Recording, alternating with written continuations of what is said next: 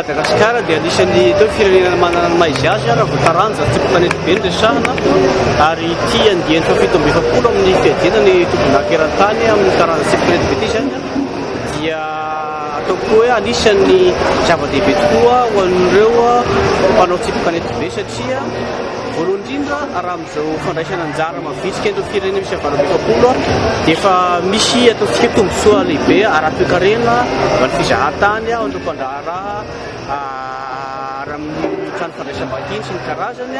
eo ihany koa zany ny mampitombo hatrany ny lazan'i Madagasikara amin'izay resaka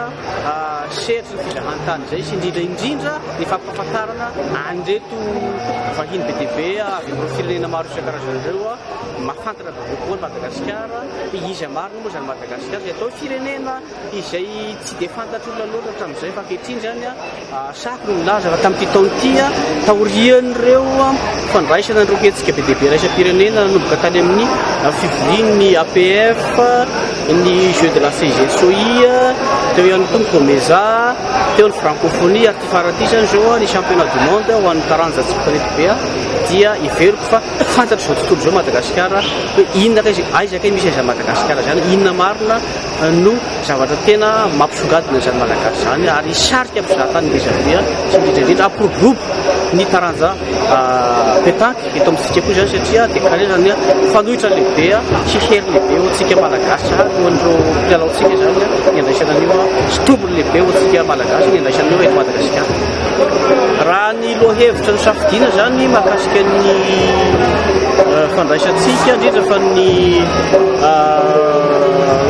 fandraisana ny fivoriana tampony ny firenena miteny frantsay amin'ny ampahany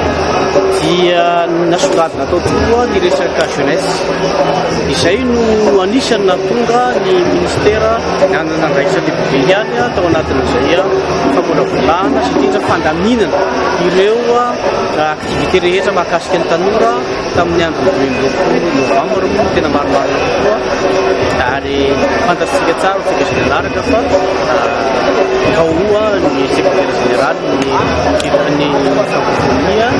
ary naizanona zany nefa dia tsy lasa danja ihany koa ny fanatanjahantena satria mitokana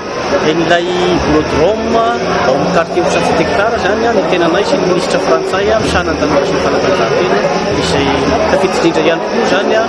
amin'ny manodidina zao fandraisantsika ny